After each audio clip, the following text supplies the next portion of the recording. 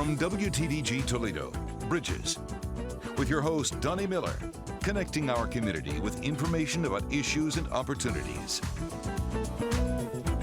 Hey, good Sunday morning and welcome to Bridges. My name is Doni. I ran across this most amazing project I want to talk to you about today. It's called Toledo's Pet Bull Project.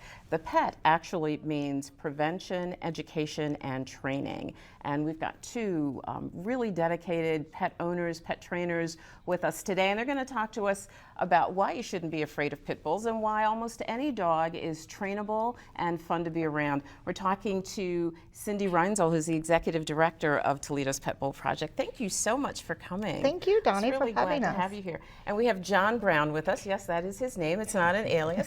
He is a trainer for Toledo's Pet Bull Project, and he has brought along Lucy. There's Lucy down there. Hey, Lucy, you're a star. Wave to your public. He's brought Lucy with him today. I'm just so intrigued by this project because, first of all, I've not heard of another like it in town. And it's really focused on teaching kids and adults about the best ways to manage their pets. And one of the things that really caught my attention was your focus on sort of taking away the demonization of pit bulls. And where I live in town, we see so many pit bulls that I just wanted to learn more about that. So Absolutely. Why don't you give us a little idea of how you guys got started? Sure. Well, we actually have been around for about a year now, and we got together, John and a couple other trainers, and I sat down and said, you know, there's a lot of rescues here in Toledo, and we wanted our group to be a little different. What we want to do is educate. We really feel that educating our kids and our youth here in Toledo and just the public, together is really the key to our future. Rescuing the dogs is just fantastic, but until we can begin to really educate everyone on what the problems are, spay and neuter, and just, really focusing on those types of things, we're not going to really fix the problem. So we decided that we would offer some free trainings, we would do some classes on education, and just move forward in that aspect. I myself had my first pit bull about 30 years ago, before all this sort of hype came around. I love pit bulls, I love the breed, and I am just really upset at what the media and all the hype of the whole gangster thing has done to that breed. Yeah, can we talk about that for a second? Because I will be the first to admit I am terrified of pit bulls. And when I thought you guys were actually bringing a pit bull here today, I was a little nervous about how I was going to get through this show without a personal accident, as we might call it that. So I want to know what's the real deal with pit bulls? They are sort of cast as being scary and vicious and fighters, and really something you have to be careful about. Yeah, well, and as we were talking, before, pit bulls, have really just gotten a bad rap, and unfortunately, back in the 70s, it was German Shepherds, and then it was and Dobermans. Remember and Dobermans? Rottweilers, and we really have to put some of this back on the pet owner. I mean, it's all about responsibility and how you raise your dog, and getting good training for your dog, and getting out there and advocating for your breed. And but as we were talking about before the show, these dogs, pits specifically, are bred to kill, aren't they, John?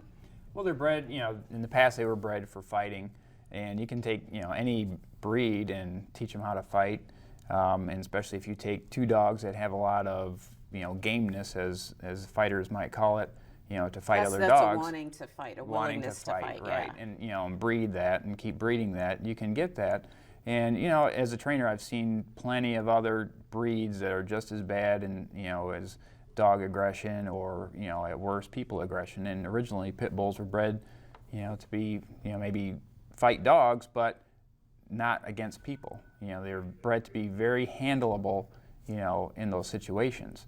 And in my classes, I've had plenty of pit bulls in my training classes, and like they're up in the owner's laps, licking them, And I even pointed that out to one of my classes. This is what typical pit bulls are like. And there's people in the class that didn't even know it was a pit bull, and they're like, "Wow, that's a pit bull."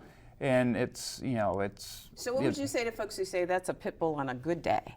That basically they're kind of unpredictable and No. they're licking your face one day and they're tearing your ear off the next second. That's not true. That's not true at all. I've seen plenty of unpredictable dogs. I've worked with a client recently with an extremely unpredictable Cocker Spaniel that has bitten the owners multiple times. Right. Well, lots of dogs can be unpredictable, Right. but are lots of dogs unpredictable to the point of killing? I think that's the perception. Absolutely. And, we talk about that in one of our humane education classes. We have a story that we talk about where in California there was a Chihuahua that actually killed a 6-week-old baby. So yes, absolutely. I mean, any dog could kill a human or kill another dog. So, the whole myth about pit bulls who have locking jaws and that they, Do they have locking jaws? They do not. That is a myth. I always thought they did. No, okay, no, they don't. they do not. So they don't grab you and just lock on or and that they they don't never feel let you pain. They do feel pain. Yes, Okay. they do. And it's Yes. just like any other living creature. Right, and another point to make is, there was just a story in the Blade here a couple weeks ago about, the whole pit bull. People look at a dog with a big blocky head and they go, "Oh, that's a pit bull," and our former dog warden here in town put down a lot of dogs that were not pit bulls. You can't just look at, a pit bull has a lot of different looks, and there's a lot of dogs that may look like a pit bull that are not a pit bull. That are boxers, for Exactly, instance, boxers, American bulldogs. Right. So yeah, there's that's the whole. There's a whole lot of things that go into to really that whole stereotyping of a pit bull. One of the interesting things that you guys have taught me today is that you absolutely have to watch any kind of dog around an infant. Because, and we're not thinking about that, but that makes all the sense in the world. Right, and especially the first 3 months of an infant's life, their lungs aren't quite developed, and that's when they most sound like a little prey. toy. Yeah, a little toy. But 100% supervision all the time with dogs and kids, because even if the dog isn't trying to hurt the baby, they might accidentally scratch them or bite them just by interest. So never leave dogs and kids alone even for a second. If you have to get up and go to the kitchen real quick, take one or both with you. Yeah. I don't even leave my dogs alone with each other. I mean, I think you really just have to always be thinking of what could happen, and you just never know. So supervision all the time, because you just don't know. And I have 2 pit bulls, I have a bull terrier, and I have a little spaniel. So I love all breeds of dogs, and I think you just have to always be worried about I'm going to be watching and I'm going to be taking care of the problem so that it doesn't happen. Well, is there still a pit bull ordinance in the city? You can only have 1 or you can only have 2?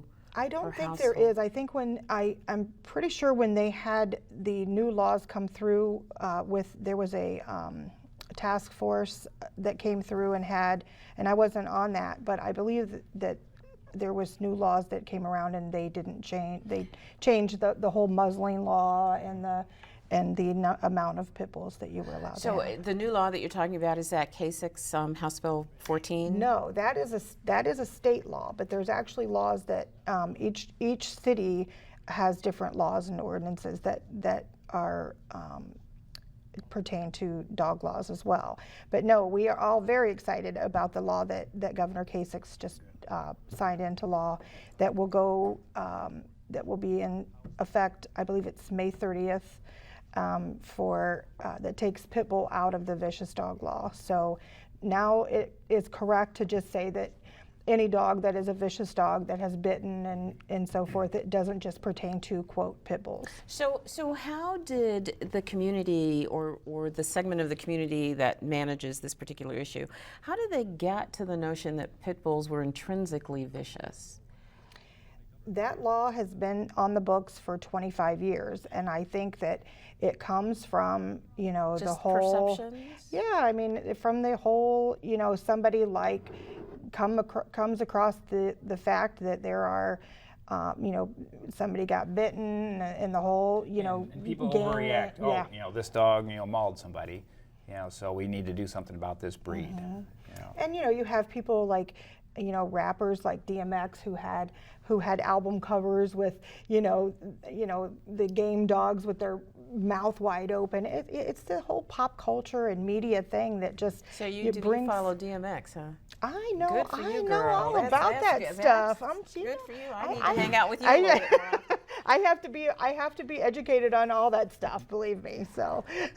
It is true though that, and I live downtown, and we see pit bulls in our neighborhoods all the time. Little boys with pit bulls, and or people with several pit bulls, and they have that certain swagger that lets you know that they think this is this is a tough dog. Because they think it makes them cool, and it's a sort of a it's a status symbol. Like I mean, if you walk into a room with a bunch of kids and you say, what kind of dog do you want?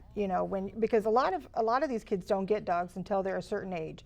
So when you walk in and you say, well, when you're able to have a dog, what kind of dog are you going to get? Most of them are going to say, "Oh, I want a pit bull. I want a pit bull," because it's a status symbol. Because of the status, and they and unfortunately they want them for all the wrong reasons. Right. So when we teach our humane education classes, we teach them at juvenile detention. We've taught them over at the Boys and Girls Club, and it's when we say to them when we first walk in, we say, "Okay, how many of you in this class have either been to, have knowledge of, or have seen a dog fight in your neighborhood?" Almost 80% of every kid in the class raises their hand. And it's really sad. I mean, they're seeing, and it may just be dog fighting on the street corner, but they're like, well, my dad, my uncle, they have dog fighting in their garage, or they have. That's just been going on for generations. Just for such a long time. Yeah.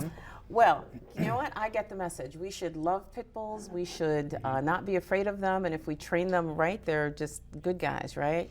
Well, and not all of them are. I don't want to give the some wrong of message. But, I think but that's true. What you're saying is that all dogs, all dogs deserve have a that tendency. chance. We're going to go away for a second, but when we come back, we're going to talk about some of the classes that you guys present and some of the services that you have to help people get to be a little friendlier with their dogs. Okay? All right, we're going to go away for just a second, but hang tight. We'll be right back.